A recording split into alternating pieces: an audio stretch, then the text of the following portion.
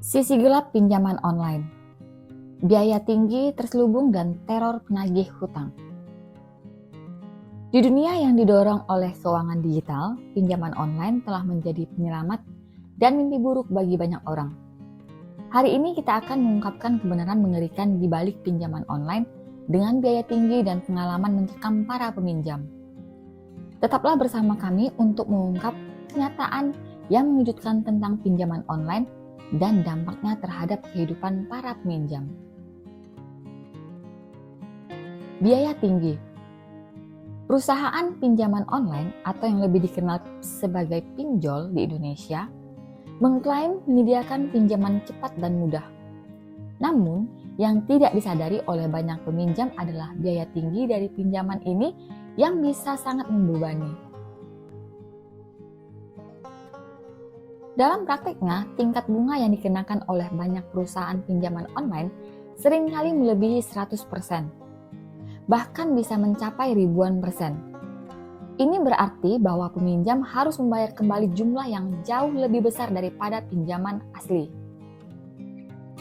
Ketika peminjam kesulitan untuk membayar pinjaman dengan bunga yang tinggi, mereka bisa terjebak dalam lingkaran hutang yang sulit diputuskan.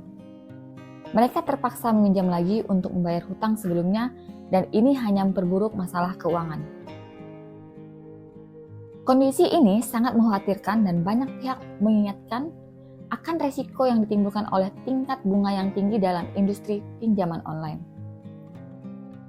Ini adalah masalah serius yang harus menjadi perhatian utama dalam regulasi industri pinjaman online untuk melindungi para peminjam dari beban keuangan yang tidak terkendali. Namun, ketakutan ini tidak berhenti pada biaya tinggi. Penagih hutang yang terkait dengan perusahaan pinjaman online ini menggunakan taktik kejam untuk mengumpulkan pembayaran. Peminjam seringkali diancam dengan kata-kata kasar, cacian yang merendahkan martabat, dan bahkan pelecehan pribadi. Mereka mendapati diri mereka dengan situasi yang sangat stres dan mencekam.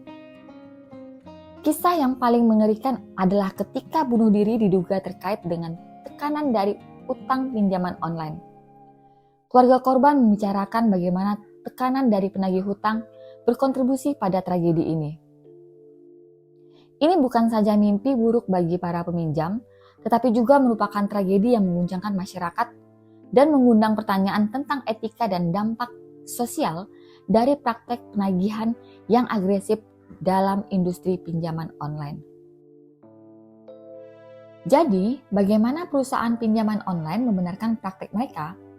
Menurut Bernardino Monica Vega, CEO Adakami, biaya layanan tinggi mencakup biaya asuransi yang merupakan penyumbang terbesar untuk biaya ini.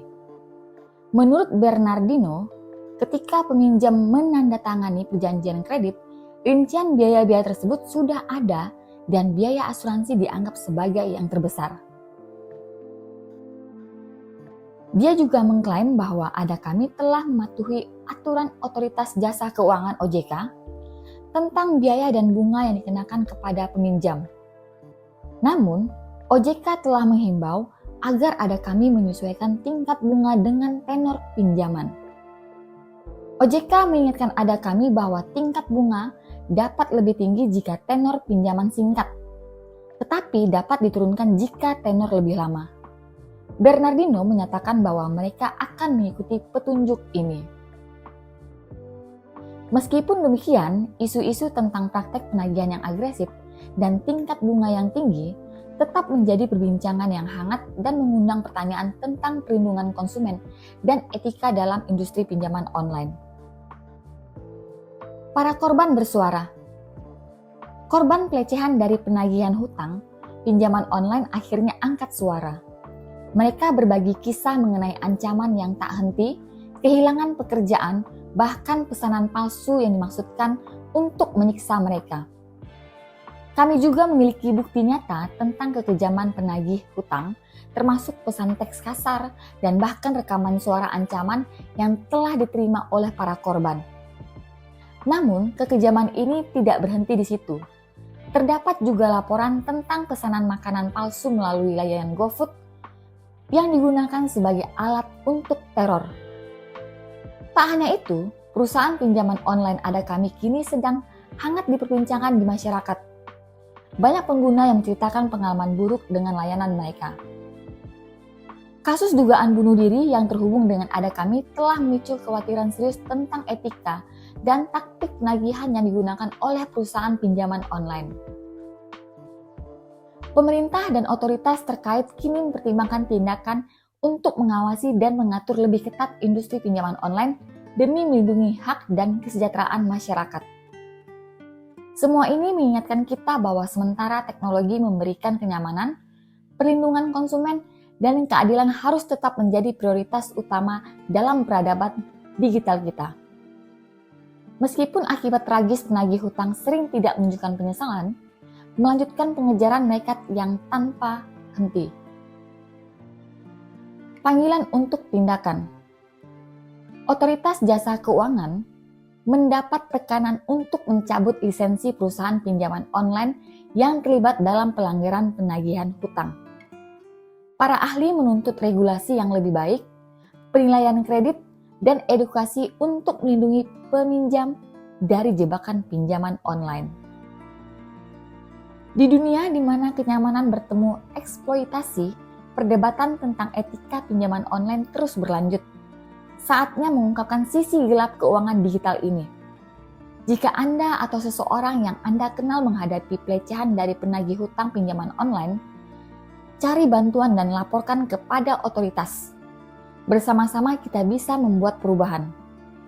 Bagi mereka yang menghadapi kesulitan dalam membayar hutang, pinjaman online atau mengalami ancaman dari tekanan dari penagih hutang, ada sumber daya yang dapat membantu. Anda dapat menghubungi lembaga regulasi seperti OJK untuk melaporkan pelanggaran atau mendapatkan panduan tentang hak-hak Anda sebagai konsumen. Juga ada organisasi non-pemerintah dan kelompok advokasi yang dapat memberikan dukungan dan nasihat kepada peminjam yang memerlukannya. Ingatlah bahwa Anda tidak sendirian dalam menghadapi masalah ini, dan ada sumber daya yang siap membantu Anda keluar dari situasi yang sulit.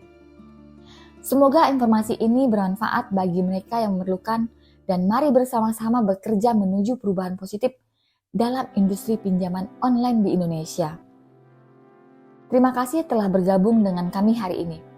Jangan lupa untuk like, share, dan subscribe untuk konten yang lebih memikat. Tetaplah informasikan diri Anda dan tetaplah aman. Salam edukasi, see you, bye-bye.